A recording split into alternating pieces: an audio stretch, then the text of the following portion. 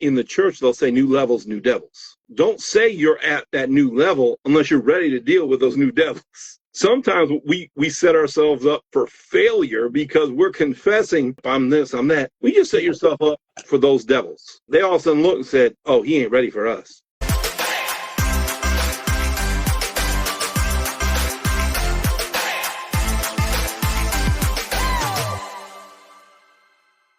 Welcome to everybody for joining me for this edition of Talk with TAS. Today, I'm honored to have Chris Collier with me. Chris is a personal brand strategist. He's a digital marketing strategist, and he helps individuals, content creators, entrepreneurs. He helps them to grow their audience. He helps them with their income because you want to grow your audience, you want to increase your income, and he helps them with their impact. Chris is really passionate about empowering people to discover their purpose and then turn that purpose, into a passion, into action, which then turns it into money. So, Chris, we're going to just kick it right off.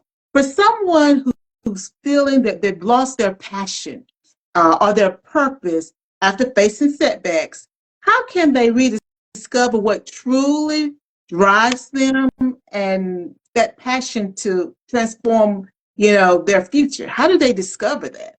That is a great question. Now, let's go back to purpose. Purpose isn't determined, it's discovered.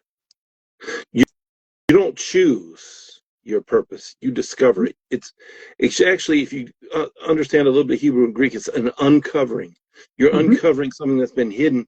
The Bible says that it is a pleasure of a king to uncover a matter. So as a king or a queen, it's our job, it's our position to uncover what's been hidden in us. The Bible says the kingdom of God is within. So the whole thing is it's already inside you. And if you lost passion, I would suggest that maybe that wasn't really a passion. It was an infatuation with something. So it might be time to pivot. Gary Vee says, so you wanted to be a stockbroker and then it lasted a year and now you're done. You want to do something else. That's fine. But find the thing that no matter what you do, you don't lose passion. And if you do lose passion, maybe someone died close to you, maybe something happened, and it reforms, it reforges it to help you clean it, cleanse it, purify it. Because sometimes, even though it's a passion and it's attached to our purpose, we've done something to make it dirty and not use it in its real context. Because there's no difference between, now I'm going to get in trouble here for saying this, but there's no difference between a prophet and a psychic. It's just you're plugged into the wrong outlet. You have the same calling and gifting, you're just plugged in to the devil versus the God, to God. So that you have the ability and the capability, but you decide to use a Star Wars quote, you decide to go to the dark side. Well, Chris, let me say thank you. You guys, I'd be mispronouncing, but thank you, my John, for joining us. Thank you, Teresa Faye 511 for joining us also. Now, Chris, you done jump right in, and I like for us to jump right in. So you just said to us that purpose is discovered, is uncovered. Then you said there's no difference between a prophet and a psychic. It's based upon who they plugged into. And I understand where we're going with that. And then you talked about sometimes, I know some people, they are very passionate about something for a year. Then the next year, sometimes it might be about 18 months. Then they move on to the next thing. And that's their pattern. And I hear what you're saying. The difference is when we have uncovered our true passion. You correct me now. It's not fleeting. It's not, 2 or 3 years. It's something that we are still attached to. I often say that there are some things I can't run away from. I can't run away from my family. They bother me sometimes. I know I bother them, but I can't run away from my family because I'm tied to my family. There are things that I do that I'm tied to. I can't run away from it. But are you trying to get us to understand that if we can move away from it after a time period, it could have been our purpose, but something, it may not have been our purpose, but something has happened. And that's the reason why the attachment is no longer there? No, look at it like this. You've heard the old thing about relationships. Some are for seasons and some are for reasons. Mm-hmm. You can have a passion and a purpose for a season. Just like you can have connections for a season. Like, for example, you got a connection and you're really deep in ministry and everything's going just real well and blah, blah, blah. Whatever that dream scenario is for you or whatever that successful scenario is for you. And then something happens and it's disjointed and discombobulated and it's not working. Maybe for that season that was God's purpose for you or the purpose for your life. But now in this new season, there's a new purpose. Now, sometimes we get so excited about things. Well, this is my calling. Maybe it's that calling for that season. Maybe it's the calling for that moment, that year, the 18 months. So don't get caught up in this is what I'm going to do for the rest of my life, unless you just know that you know. But I always would suggest a little bit of humility and say, as long as I know this is what I'm going to do, but I'm open to see something different, because at the end of the day is you don't know what's going to. Did you think you'd be on Instagram 20 years ago? No. Absolutely not. When I was growing up, we had walkie-talkies as kids, and the only reason we could hear each other is because we were screaming into the walkie-talkie. Exactly. And they had real batteries, and it worked, but you barely heard each other. So the point is like things change. So don't set yourself up for failure saying, I'm going to do this come hell or high water, because hell and high water will come. I was part of a ministry for about 15, 20 years. And anytime anyone said, the leader was a male and his title was bishop, and everyone would say, Bishop, I'm going to be with you forever. 2 weeks later, I can almost guarantee they weren't around the ministry at all. And it's funny when you set, it's one thing to speak things in existence, but it's another thing when you speak something that when you say it, it's going to change your enemies. When you're in, for example, when you're in process of transition or change, don't make new enemies. Don't make new enemies. Don't go out of your way to make, some will come on their own, but don't go out of your way to make new enemies. Because if you do, that's on you. And you might not be able to fulfill that which you put out. Because there are some things that are assigned only, for example, if you are a pastor and you saying I'm an apostle, or if you're a thousandaire and you want to be a millionaire, keep confessing you're a millionaire, but do you want millionaire problems? Absolutely. That's something to think about. Now, but wait a minute. Now, I want to go back to something you just said, and thank you so much for joining us, Karan. I want to go back to something that you said, don't make new enemies. Is that the way you phrased it? Now, how would in transition? While I'm in transition, how would I create new enemies? What would I be doing for that to happen? Well, you know how in the church they'll say new levels, new devils. Don't say you're at that new level unless you're ready to deal with those new devils.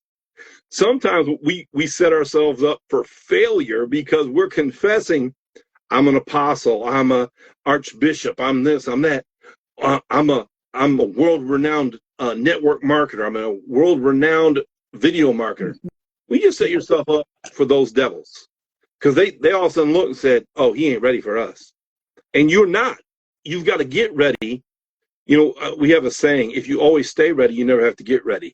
So if you're always developing yourself, because the demons are really no challenge, or the systems or the processes or the challenges of that level are no real challenge for you if you understand whose you are, and why you're doing what you're doing. Because at the end of the day is those who are hidden in what they're called to do, the information and the temptation cannot overtake you.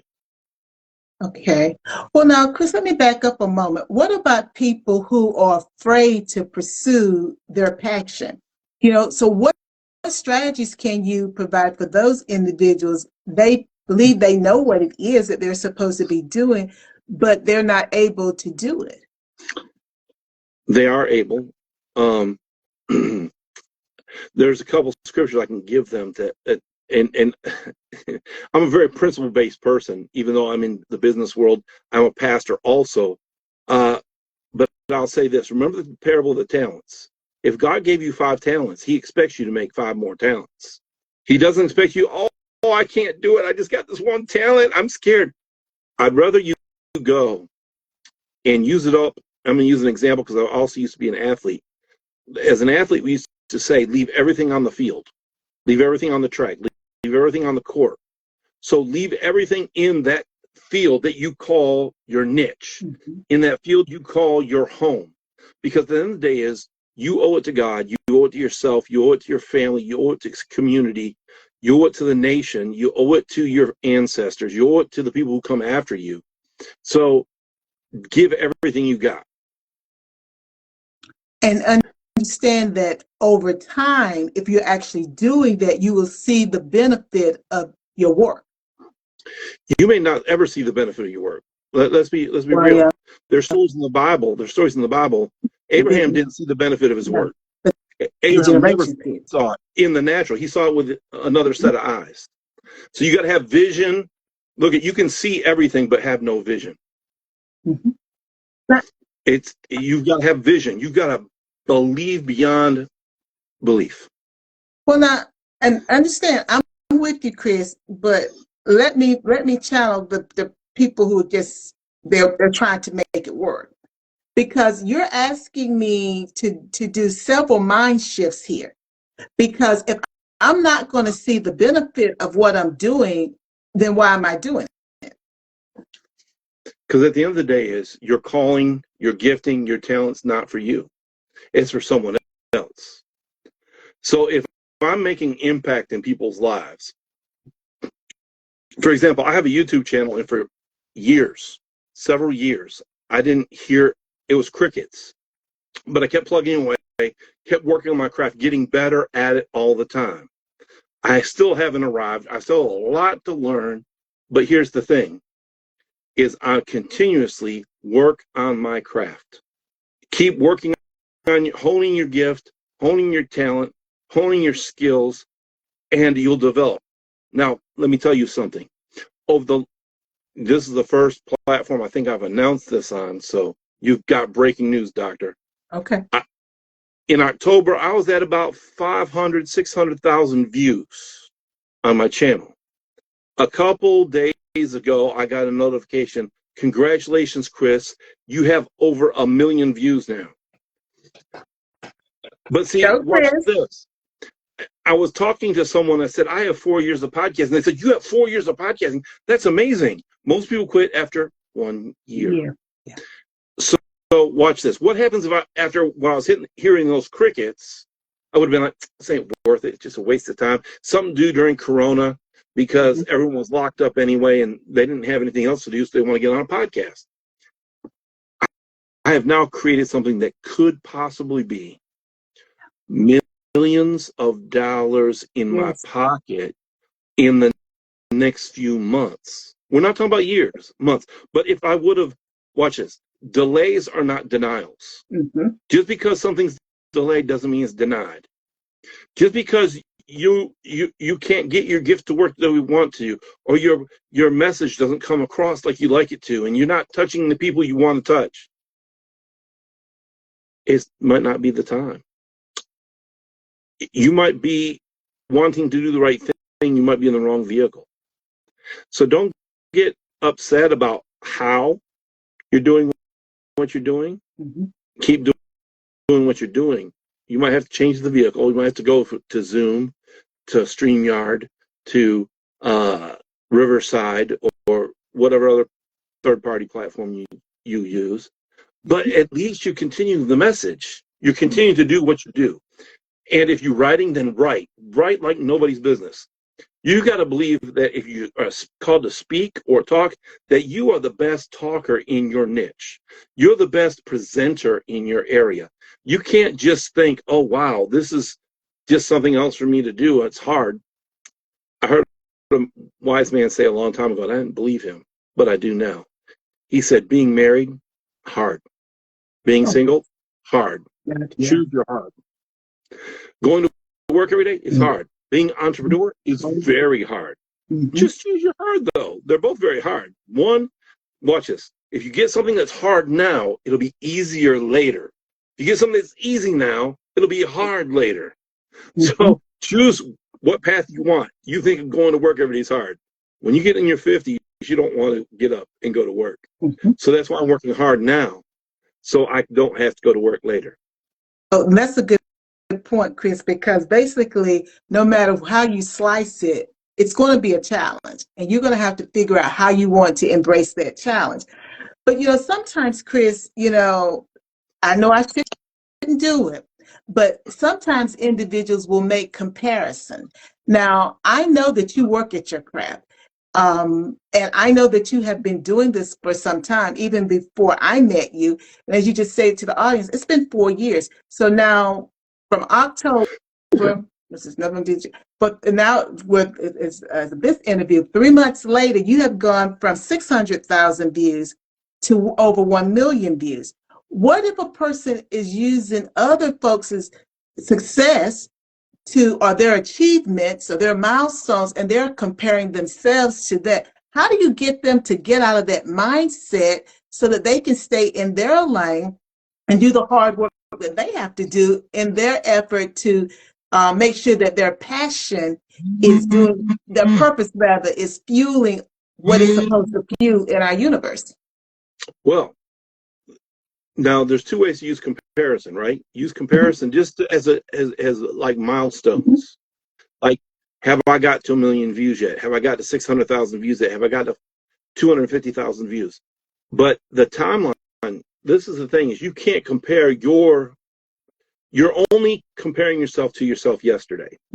Comparison, if it's done the wrong way, because you heard me say milestone. Everyone wants to, do you think anybody who starts a YouTube channel doesn't want to get to 1 million views? Or you play professional sports, you don't want to become one of the best in your position or game? You'd be silly not to. If you want an author, you want to become one of the best authors there is, not just another author. So if you compare yourself to someone else, you're going to have all your joy sucked out of your life. That's just God's honest truth. And comparison is the biggest thief of joy on the planet. But if you use it well, you can be like, okay, this person does this here. I don't do that. And I'm not going to do that. And sometimes you can use it to help set up your unique selling proposition, right? Your USP. Because I'm not going to go out here and start yelling and screaming and waving my arms and stuff. I'm just usually kind of just really, I'm carefree. I'm fun loving. I like to joke. So if I'm doing me, I'll be the first rate me if I'm always improving on me. If yesterday I'm better than I was the day before, and today I'm better than I was yesterday, only by 1%, in 100 days, I'll be 100% better. And that means people got to think about what you just said. 100 days, I'll be 100% better than what I am right now. But that doesn't mean you're 100% whole. That just means you're 100% better. Yeah. Exactly, which goes back to, we're always a work in progress, even when it comes to our purpose and what we're doing and putting out into the world. Well, Chris, sometimes I'm hearing everything that you're saying, but I'm so overwhelmed, I don't even know how to start. What advice would you give to those people who know what they've identified their passion, but they don't know how to start? Well, if you identified your passion, so really, if there's a brave person out there and they want to put something in the comments, put it in. Tell me what you want to do and you're afraid to take steps at. If you want to get into advertising, you know that organic advertising is the best way to go first. So put something out on social media. Hey, I'm learning how to do ads. Find groups. So if you don't know the first step, find someone who's doing what you want to do and model them, copy them to a certain extent. Keep your own personality, keep your own way of doing things, but model them. For example, I'll tell you some people I model. I model Gary Vaynerchuk. I model Lewis Howes. I model Ray Higdon. I model Cyrus Webb. I model, these are people who are beyond where I'm at. Mm-hmm. I model Steve Krivda. These are people, I model Kim Ward. These are people that I model after because they have different sectors they're in, but they do well in what they're doing. So I want to do well. Why would I copy someone who's just starting out? Why would I copy my uncle Jerome, who doesn't do anything but go down to the store and stand by the store all day? I'm not copying him. I'm copying someone else who's successful. I'm copying someone else who is where I want to be. Maybe you want to preach. You want to be Bishop Jakes. You want to be who fill in the name there, right? Mm-hmm. You want to be what? You want to be speaker? You want to be Anthony Robbins? You want to be fill in the blank, right? You want to be a singer? You want to be Whitney Houston? You want to be Mariah Carey? Who do you want to be, right? Mm-hmm. Model after them because they reach success, but also learn where they made mistakes, right? And don't copy their mistakes. So, one of the things is the Bible says we overcame by the blood of the Lamb and the word of our testimony. Well, Mm-hmm. sometimes we forget that other people's testimonies help us to overcome. Yes. So read people's autobiographies, read about their lives.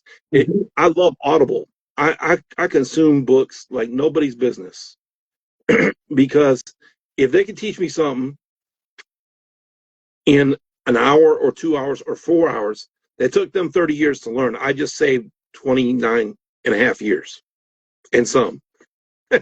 Absolutely. Absolutely. Well, Chris, you helped us to understand, first of all, that we have to uncover our purpose. We've got to uncover it, and then we have to understand that it's not for us. And the expectation is that we're going to take that purpose and we're going to multiply it.